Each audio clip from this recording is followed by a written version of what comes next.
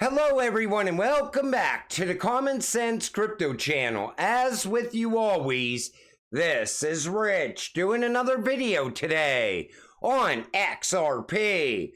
So I hope you're all having a wonderful day today wherever you are in this great world. We're going to talk about XRP. And I got to start with this from Chad Steingraber. Ripple and Persist enabling EVM and interconnecting to Cosmos. Atom. Cosmos is a far superior chain than Ethereum and fits perfectly into the ILP with their inner blockchain communication protocol. Ripple and Persist will leverage EVM OS to develop and enhance the XRP Ledger EVM sidechain, which is currently in DevNet. EVM OS was selected by the EVM sidechain engineering team from Ripple and Persist for being the most battle-tested, user and developer-friendly, IBC-enabled EVM. You know, I always said it, if something is user and developer-friendly, people will use it time and time again. I think this is going to bring more developers on board, and I can't wait to see where this goes from here. This comes from Mr. Man. David Mercer, LMAX Group, what the banks and asset managers and regulators are all investing in is the new tokenized world. Take a listen. Crypto is crypto. That's Bitcoin, that's Ethereum, that's a few others. Yeah. What the banks are all investing in, and the asset managers and the regulators are looking at, is a new tokenized world. All right? That's what LMAX Group has to focus on. I think that's what the world is focusing on, and it will start with credit and instantaneous ownership transfer. I think in all the reports last year, and I mentioned the Citibank one already, people are predicting that tokenized assets will be somewhere between $10 trillion and $30 trillion by 2030. Yeah.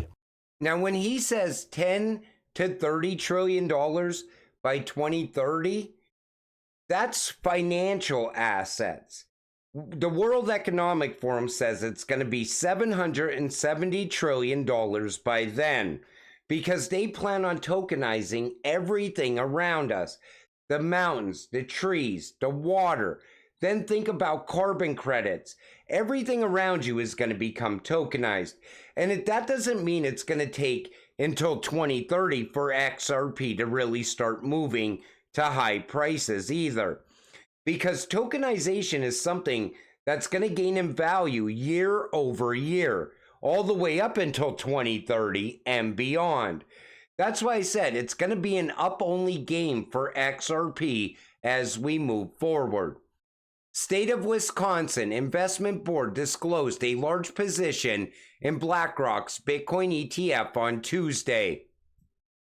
Now, when it comes to the Bitcoin ETFs, the Bitcoin maxis, they want you to believe that that's going to bring a ton of value to Bitcoin. But you know where the real value is? When these Bitcoin ETFs become tokenized and they end up on the XRP Ledger and Stellar and other networks as well. Because right now, those Bitcoin ETFs are pretty much worthless.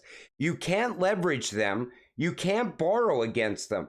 But once they become tokenized, that's a game changer.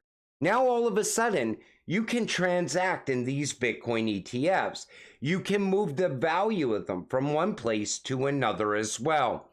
And that's where the real value is with the Bitcoin ETFs. Ripple's Bradley Chase, who is the Vice President of Engineering, outlines how tokenization is benefiting their customers. Take a listen to this. Mostly plus one, not a lot of disagreement on this. I guess the angle I could share just from Ripple's enterprise software offerings and kind of how we're seeing tokenization trends from our customers. So one, our biggest offering is a cross-border payments product called Ripple Payments. Share DNA with Stellar in many ways. So also can send funds and settle globally in 3 seconds. Those customers now have their own customers that want to pay in stable coins, and they want to hold those stable coins. So that's kind of the simplest on and off ramp gateway for them into the space. And then last year we acquired a company, now offer a custody product. HSBC is a customer, and they're now looking to tokenize. They see the benefits that their customers are getting from holding digital assets, like purely native digital assets on their behalf, and now like what else can we kind of use this technology for? So same. Take notice what he said. First off, Ripple and Stellar share the same DNA. And that's why I always told you, if you're holding XRP, you should also be holding XLM. But then he goes on to talk about how custody and tokenization work together, because once you start tokenizing assets, you need somewhere to store those assets. He also talked about stablecoins. In my opinion, the stablecoins like Ripple's new stablecoin and USDC, that just opens the doors. Then later, all of a sudden, Stellar and Ripple come walking in with their own secret sauce, XRP and XLM. And that's how I always seen it playing out over time. Korean virtual asset service provider Infinite Block joins as XRP ledger validator. Infinite Block is a virtual asset custody company founded by Korea's leading regulatory and financial experts. It was the only company that passed the evaluation among about 50 companies that applied for the VASP license in 2023. So they're following SBI. I also want to see where this goes from here as well. Japan should be the role model for US regulators, according to Mark Cuban. You know, the US should be following a lot of countries right now, but we're being left behind because our government works for the big banks and the big corporations. And the corrupt handful of politicians in Washington right now still want to hold innovation back. They want to hold crypto back because they don't understand it. It's easier for them to kill something that they don't understand. But times are eventually going to change. This administration is going to change as well. And once we get a more crypto-friendly administration in the White House, that's it. The sky is the limit for innovation and crypto. Governors and heads of supervision reiterate commitment to Basel III implementation and provide update on crypto asset standard. Now they're saying that the crypto asset standard's going to happen by January 1st, 2026. I think you can most likely shed at least 6 months off of that time frame, because the BIS is fast tracking. The IMF is fast tracking. The central banks are also fast tracking right now. Everything that's going on, when they give you a date, you could always expect it to happen sooner than later. Lots of cool stuff going on Flare Networks. FTSO version 2, fast updates and F assets are making good progress on the networks. Open beta F assets agent testing means they are pretty far. That comes from Dan Rocky. And you know, I said it before and I'm going to say it again. You want to be holding Flare when F assets goes live. It's going to bring utility to XRP, but it's also going to bring some utility to Bitcoin and Dogecoin and other cryptocurrencies as well. Once Flare really starts getting going, it's going to take off so quick. And Flare is going to be an absolute monster in the crypto space. Don't sleep on Flare either. Just in, U.S. senators say Biden's DOJ is threatening to criminalize Bitcoin software development in America and sends them letter to reverse course. Like I said, they don't want crypto in the U.S. They're trying to crush crypto as much as they possibly can.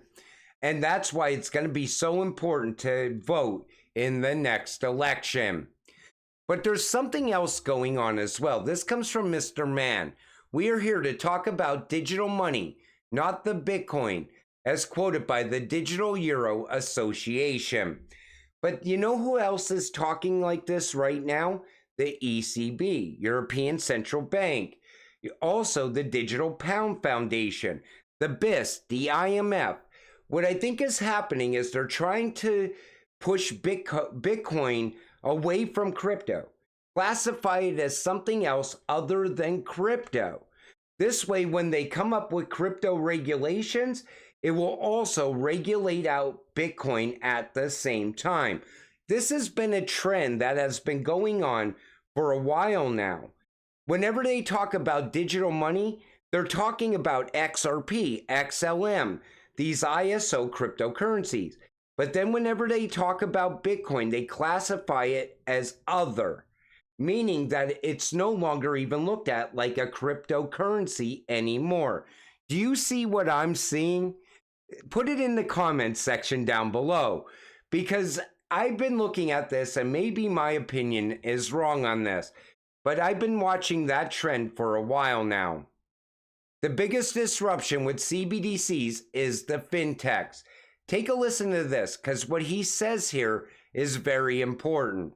But I think the biggest disruption is actually the one that Miguel has just mentioned, and it's the fact that with this parallel system opening up for new players to come in and to innovate, it potentially means that there's another channel for those players to sell financial services. So you can start as a digital euro wallet provider, no change to your customer's bank, the bank stays the same, but there's a link between your digital euro wallet and your commercial bank account, and then that fintech can then sell other services. It's an opportunity for them to upsell other services, and this is the intention of the digital euro legislation, yeah? That it's an incentive to enter the market because you can sell other services. Take notice how he said parallel system and he said other services. Like I said, whenever they're saying parallel system, I think they're trying to create a system away from CBDC, but not everyone's going to be able to interact with that system. You're going to have to already be holding certain cryptocurrencies, like these ISO cryptocurrencies, because everybody else outside of crypto, they're going to be put on a CBDC system and universal basic income. And I think when they're talking like this, they're trying to tell the big players that are the rich people that there's going to be another alternative system for you to use. And take notice how he said upsell. Create better options off of that system. That could be where we transact with crypto directly instead of CBDC. Are you seeing that? Are you seeing what I'm seeing? Put that in the comments section as well. Nebraska ends income taxes on gold and silver, declares CBDCs are not lawful money. So Nebraska is joining another handful of states that are pushing back against the CBDC. Why are they doing this right now? Because I think they know that they're working on a CBDC in the background. In other words, the Fed is not meeting behind closed doors with this administration for no reason. And I think most of these states now know that they're going to try to fast track a CBDC even before the next election. So they're trying to fight back against it while they still can. And I still think we need a clear path, like privacy, when it comes to CBDC. We need to have privacy laws put in place ahead of a CBDC is what I'm saying.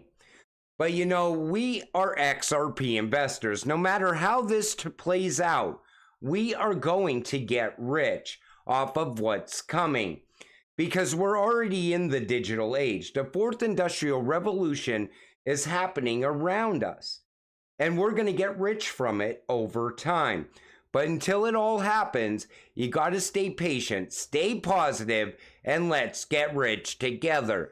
With that said, I'm going to wrap up this video. I want to thank you all for watching. I appreciate all of you. I'll see you in the next one. Have a great night.